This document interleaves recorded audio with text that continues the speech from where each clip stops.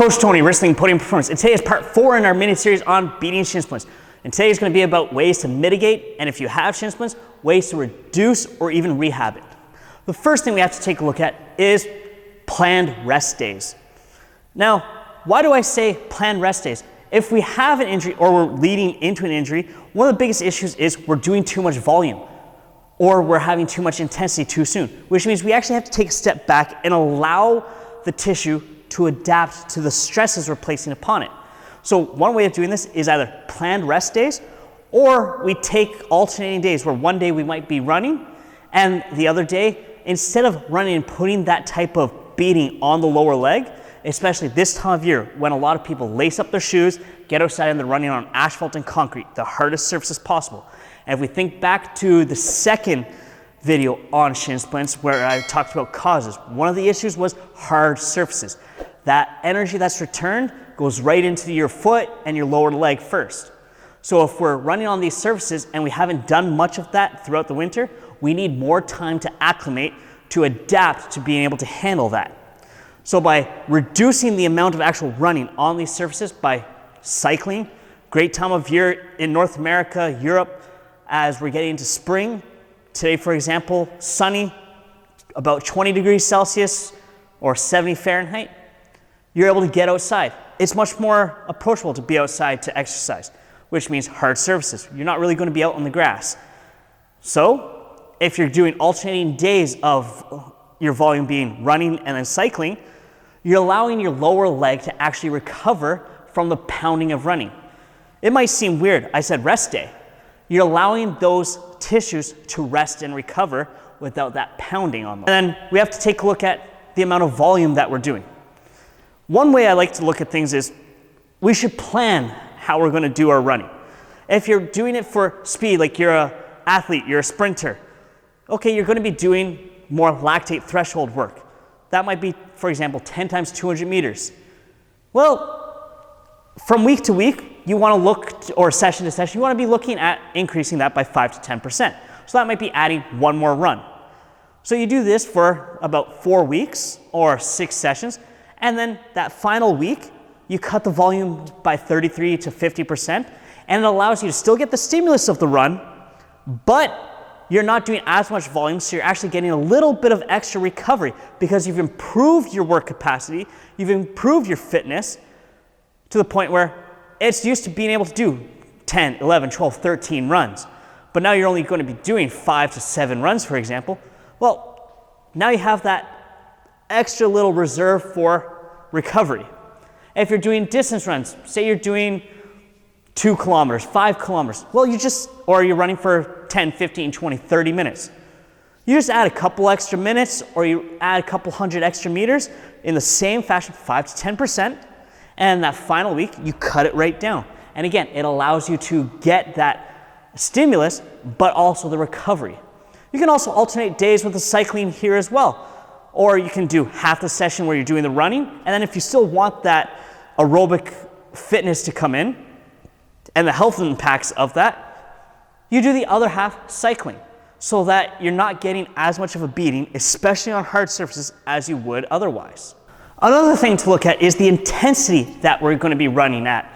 For example, you don't want to go from doing nothing to going out and running full out sprint or running 10K. It would kind of, the weight room equivalent to that would be like going into the gym for the first time and doing 1 RM on the bench press. Your elbows and shoulders and muscles are going to hate you. Not to mention, you run the risk of an injury because you're not accustomed to lifting heavy.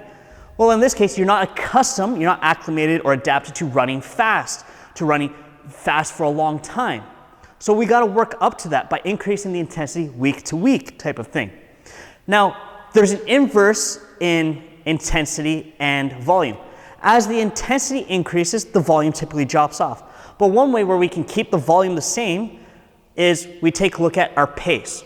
So if you're doing the 10 times 200 meter example, first time you're doing it in 10 times 200 meters in 40 seconds, well, the next time you look at trying to do all of them in 39 seconds and under, then 38 seconds and under. And then on that rest and recover week, you're still doing them in the 3rd or the 4th week's intensity level, so 35, 36 seconds, but you're only doing like 5 to 7 of them. Whereas if you're doing distance running, okay, instead of doing a 7-minute mile, a 5-minute mile for elite people, you're just not going to be doing that for 4 miles, 5 miles, 10 miles, for example. You're going to do that for, okay, 3 miles, 5 kilometers. You're cutting the volume way down. It allows you to recover and get more adapted to being able to handle that kind of stresses on the lower leg. And then, as I mentioned, the inverse relationship between volume and intensity. So a lot of times, as you increase the speed you're going to be going at, you're going to decrease the overall volume. So days where you're doing a faster run, you're going to decrease how far you're running. Why is this? Because each stride that you take, every step, when you go faster, you're applying a lot more force. Well, that has to go through one place. And if it's not adapting to it, you're running the risk for shin splints. That's usually one of the first running injuries that happens this time of year. Shin splints and ankle issues usually pop up right about now because it takes a little bit of time for your tibialis anterior and your lower leg to get acclimated and accustomed to running with higher intensity and higher volume. So by programming things a little more intelligently, you're setting yourself up for success. Another thing to look at in terms of improving or mitigating shin splints is stretching and improving the range of motion. This gets overlooked a lot, and I harp on flexibility for one big reason with stretching in the lower leg. A lot of people are inflexible. They're stiff as a goddamn board, especially in their Achilles. They have very poor dorsiflexion. Well, if we're taking a look, a lot of times when we talk shin splints, we're typically talking about the front of the lower leg. But in this case, I'm talking about stretching the calf and the Achilles complex.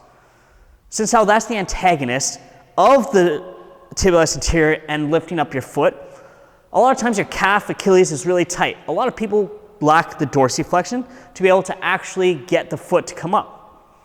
So if we improve the flexibility here, it helps with another thing. In order for our body to recover, it needs nutrients. The only way that nutrients happen is blood flow. Well, by stretching, we're actually encouraging blood flow into that area. We're somewhat coaxing the body without punishing it, although let's be honest, stretching can feel like punishment. We're coaxing the body to send more blood into that area. As we open up the range of motion, we reduce an inhibitory complex that our body naturally puts in when we're not flexible that prevents us from having proper function. If your ankle, instead of it being able to come up and go down properly, it only moves a few degrees each way, you're setting yourself up for an injury right there. If we don't have good range of motion in our ankle, we're not going to be able to efficiently move. When we don't efficiently move, it's kind of like the weak link in a chain. Eventually, something's going to go pop, whether that's a shin splint happening or something else, just some other structure failing, and then you're injured. We want to mitigate the risk for injury as much as we can. Another way we can improve our flexibility with stretching and even not stretching is just by taking different hardnesses and sizes of balls and rolling the sole of our foot. Why? It helps to relax your plantar fascia and your actual foot. It gives yourself like a self-massage. You start with like a tennis ball. You can use a thero ball. You can also work your way up through lacrosse balls, softballs, baseballs, all the way through to a golf ball.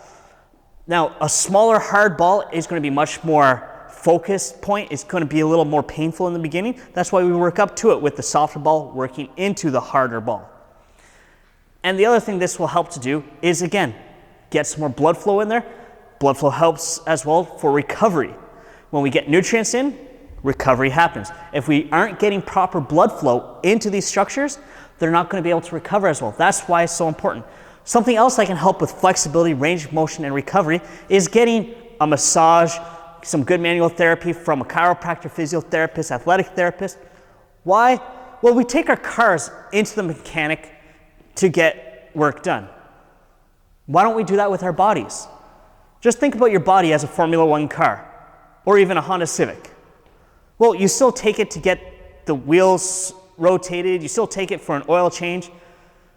Well, we should do that with our body as well so that someone who is a professional in taking care of the body is able to point things out or even fix certain little ailments we might have, things we might not notice, and then all of a sudden, because they're working with their hands all the time, they palpate and notice something that's either a little tight, not moving properly, and then they're able to through different modalities, whether it's ART, massage, Graston, they're able to work things out. They're able to reduce an adhesion. They're able to get something that might feel like it's a little locked up to all of a sudden release. And then next thing you know, your recovery, your ability to actually move more efficiently improves much quicker than you'd be able to do otherwise. Yes, it is an investment, but one of the best things we can do is invest in ourselves and our body so that it functions better and is healthier. So these are a few of the biggest ways that we can mitigate and even rehabilitate some of the shin splint issues that pop up, especially this time of year. In the final video of this series, I'm going to be talking about specific strength training and some nutrition considerations to take into account for reducing the risk of shin splints and rehabbing if you currently have them. So Coach Tony, Wrestling Podium Performance, embrace your potential.